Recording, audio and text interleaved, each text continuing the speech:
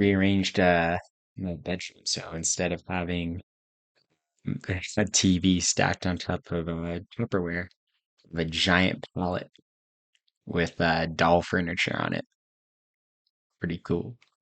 So today I'm going to be talking a little bit about the future of fencing and just kind of like where I think the community is going in terms of mainstream spectatorship and growth, and different ways that we can allow ease of access to spectators and to new entries into the sport. And a lot of this is going to be about uniforms and kind of the visual appeal of fencing. So let's jump right into it. So my number one gripe with fencing, I'm moving around my stuff, um, is that it is so uniformly bland, right? Like everyone is in all white.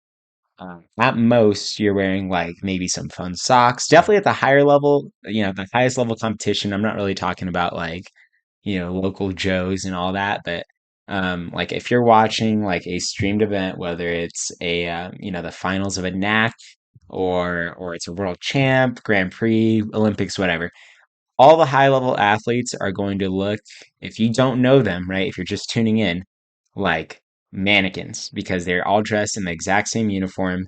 At most, their shoes are a different color. That even can get a little dubious. Like in men's saber, like everyone's wearing the Detarnian fives, right? The blue ones, or at least they weren't until they got discontinued. Um, yeah, it's very hard to form a sort of emotional connection to them, right, and invest yourself if you are not already like highly invested in fencing.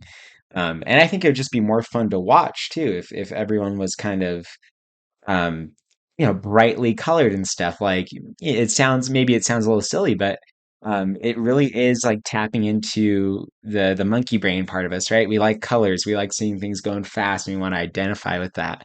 So this right here is something I pulled up. This is something I found on the fencing subreddit like a couple years ago. I just thought it was the coolest thing. I mean, how dope would it be if you had this red guy versus, Great Britain, blue? I don't know what country this is supposed to be, unfortunately, but well, you get the picture, right? And I think it's very bizarre to me, right? Because it's like this sport has not changed for hundred some odd years, and everyone's going, why aren't we more popular? Why is everything exactly the same way it was? Like, you know. So I think that this is a major this would be a major game changer. This is kind of what I'm pushing for right now. A couple things I'm working on to try to make this happen. Um, but essentially, I think that we are really what's the word I'm looking for? We're hamstringing ourselves as a sporting community by not maybe not conforming to typical sporting like practices, but by not taking inspiration from clearly successful financially and on a spectator level sports, right? And just being a sports fan, this is a kind of big point of the whole thing is I think that as a community and as a culture that fencing, like we as fencers are just now within the last 3 years, like post pandemic, we are just now starting to learn how to be sports fans, right?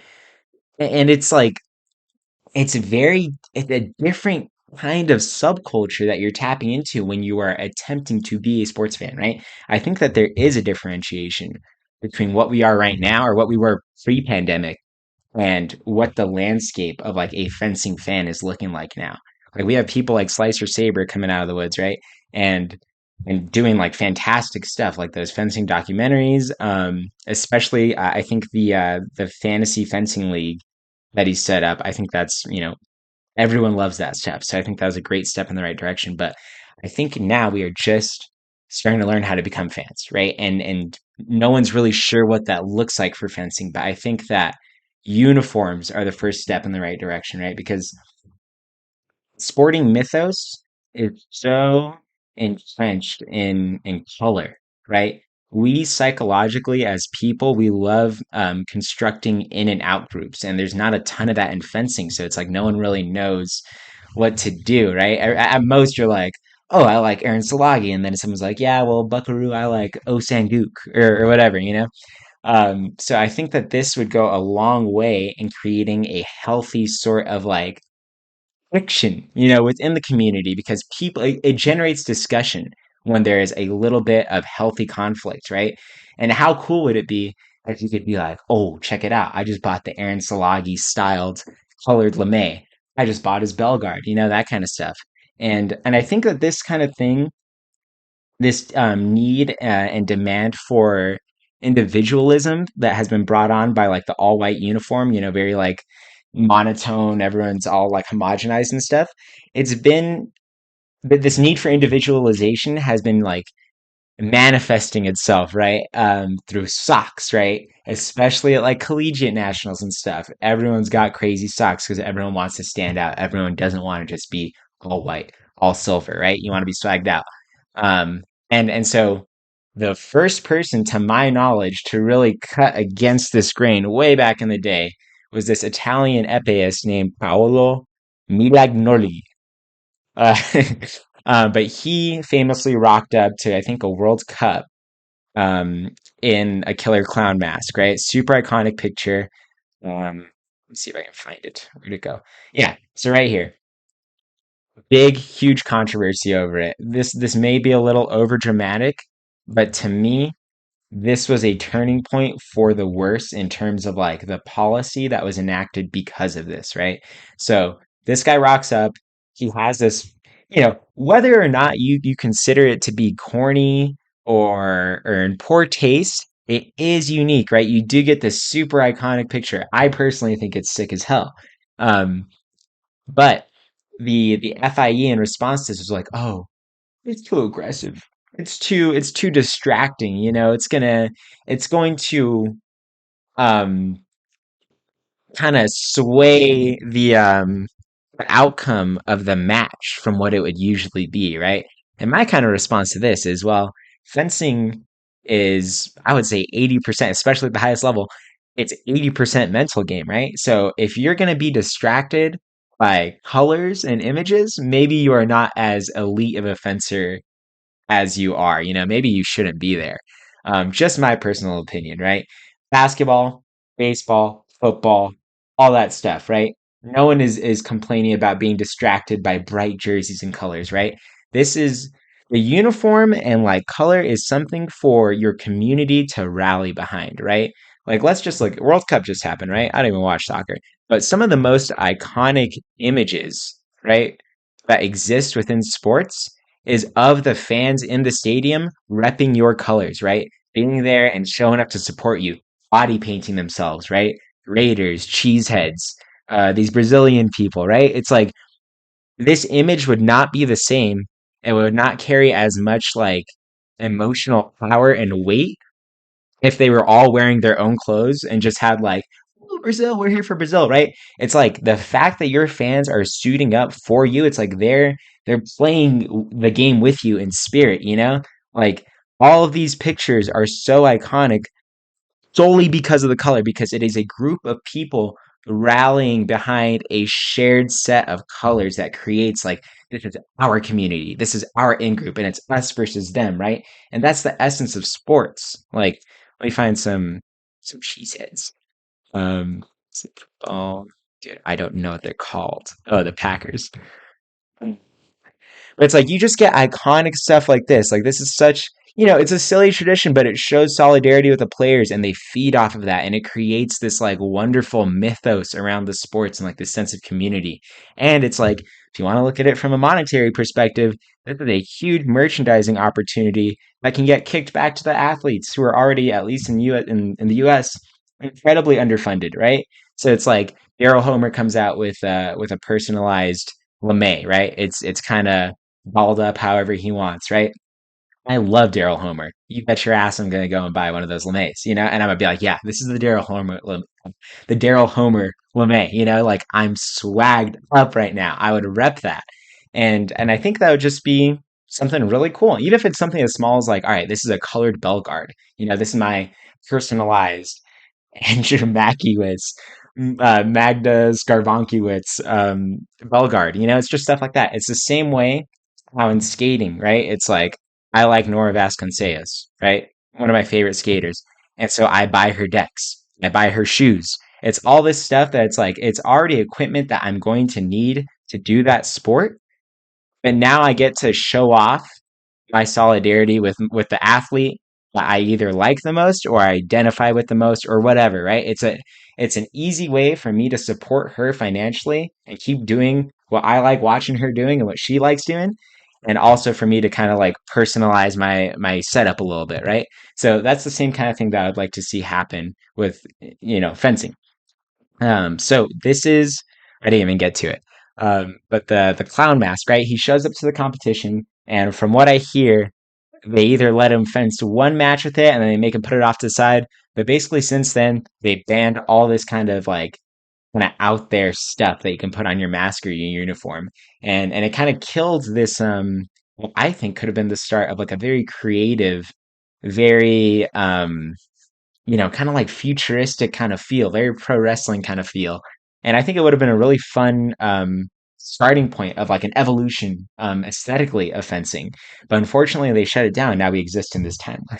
But I'm working to change that. So this is an excerpt from a really cool interview that they did with the guy who did the clown fencing mask, Paolo Milanoli or Lamy.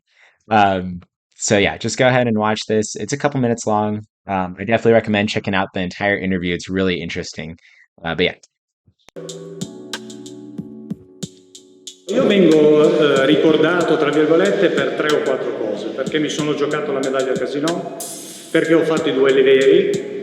So first of all, it's like, dog, you were doing real duels at a casino.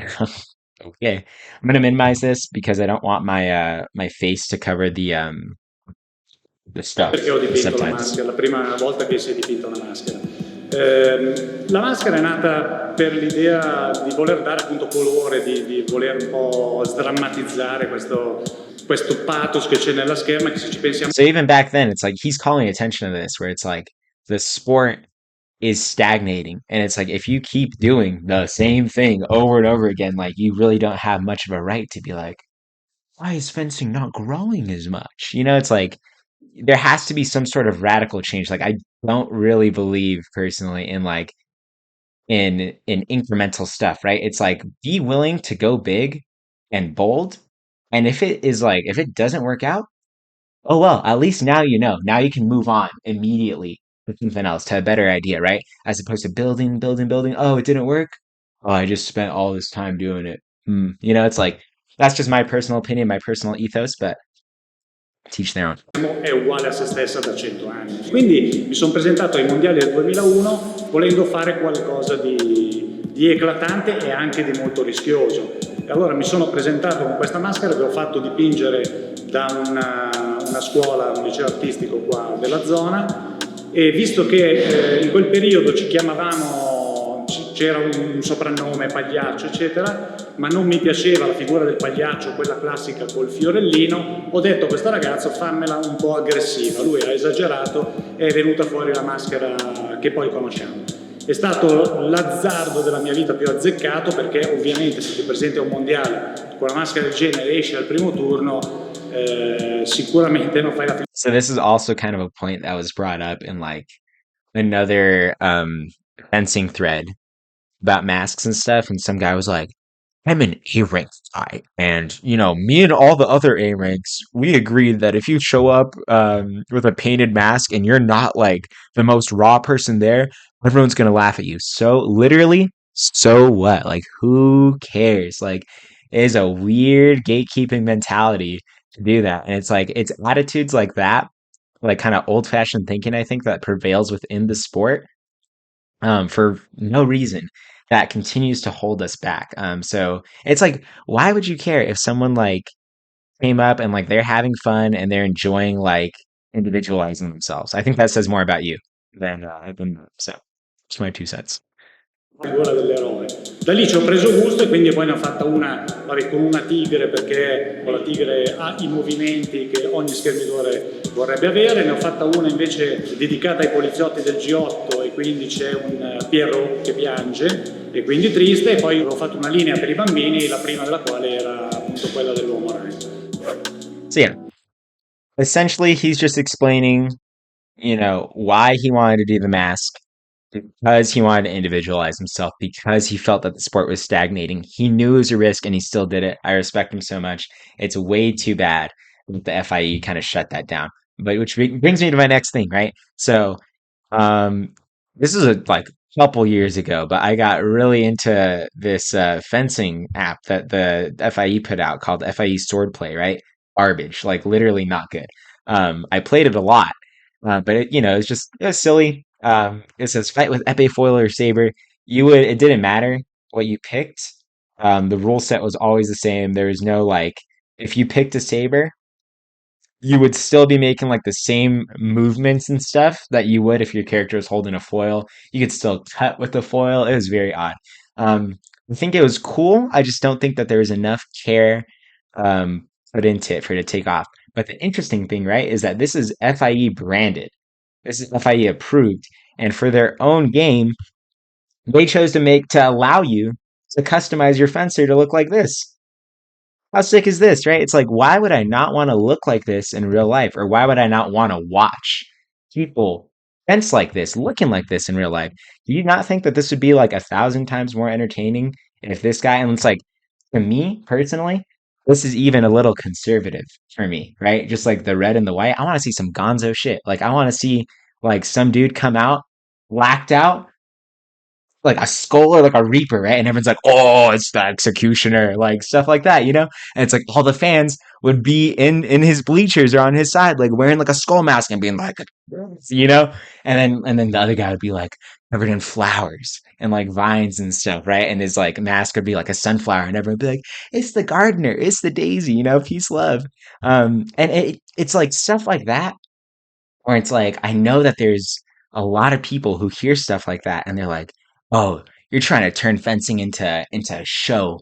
Yes, like literally, what is the purpose of professional sports? Sydney Saber wrote this. I'm not. I wish I was like as tapped in as them. But what is the point of professional sports if not to be entertained? If not to serve as entertainment. So why are we insisting as a governing body and like a community? Why are we insisting on making this like cool ass thing, right? Literally like high speed, techie sword fighting. Why are we insisting on like stripping away all the individualism, all the color, all the fun out of that, right? Like we should be going crazy with this. So yeah, it boggles my mind that the FIE put out something like this, and then they're like whacking that down in real life. It's like how much more fun would this be? This is my personal headcanon, no basis or like proof, evidence, whatever for this, but I think that they put this out as like a palate test or what's the word I'm looking for? A litmus test to see if people would respond really well to this, and then the game flopped because it was shit.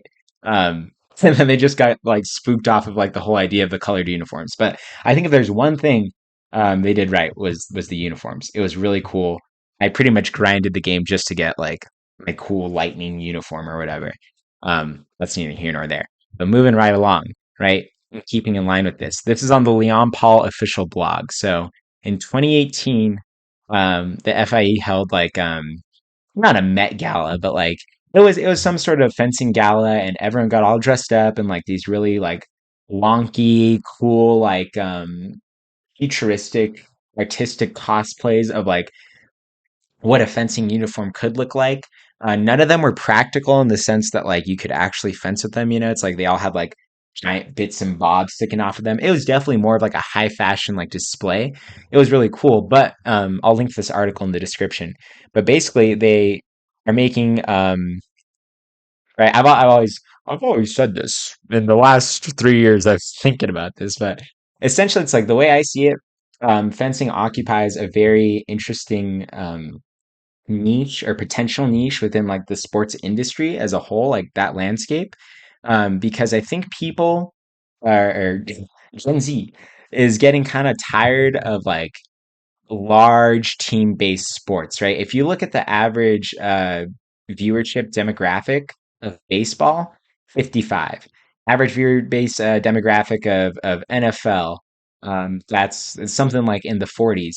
NBA, which I think, right, basketball is the most culturally impactful overall and also like the most exciting to watch because of like the speed of play. Their average viewership is something like 33. So the lower your average viewership, the more money, not to sound like some capitalist shit, right? But it's like the more money, yeah, the more money is flowing into your community. And that's a good thing, right? And so I know someone just put out like some sort of fencing demographic thing on the subreddit. I'll have to pull that up and then put it in in post. But I want to say like just off the top of my head, like our average participant, you can't really say about like your viewership demographics. It's not like widely streamed enough, right, to make that kind of analysis. But I want to say that like our average participant membership age is like averaging in the 25, 27 kind of thing, right? Maybe even lower because of all the cadets. So it's like really who knows? Somewhere in the early 20s, I'm sure. Um that is like the money making like big growth potential like pocket that you want to be in. You know, it's like all these like sports marketing people are always like demographics. It's like we have one of the best potential demographics, but we're not we're catering to nobody right now, in my opinion, right? It's like you want to draw in members from the periphery, right, that are going to come in here. So this article is kind of making the point, and I agree with it wholeheartedly, that the whole like gamer, right, kind of demographic, it's like fencing is a nerdy kind of sport, you know, on paper, on surface level, because it is about swords. It's like you cannot get around that. It's two people playing with swords, right? And they can do that at a very high level, but at the end of the day, you are playing with swords. You're playing warriors and all that kind of stuff, right? That is something that gamers are into, right? But then at the other end of the spectrum, it's like it's as far as you want to take it, right? It's like for if you go watch a NAC, right? If you go watch World Cups, Grand Prix, whatever, right? Anything where it's high level fencing, you're going to see some incredible superhuman like displays of athleticism, and it's like it's sporty and athletic and demanding enough to like draw in the sports heads, you know, the people who are like, I want to be a sports fan. So I think it's like something Venn diagram, right? But it's like you can draw both of those in together, and like the gamer demographic is huge. It's like there was where am I going with this? Basically, it's like I think that Twitch streaming would be a great avenue to try to get fencing recognized a little bit. And I can't believe I'm forgetting what it's called. Imaskiert Liga. So that was essentially a German expo tournament run by Max Hartung and Matthias Sabo, right? This was promoted like I think it was during the pandemic or like during the early stages of it, right? If you haven't gone and watched it, Cyrus of Chaos has like really good coverage of it. But essentially, what they were trying to do is update the look of fencing, right? And they did a fantastic job. I mean, they had this like cool promotional materials and images, right? But essentially, it's like they had this cool promotional stuff where they were incorporating a lot of like juxtaposition of color, kind of modern sports photography.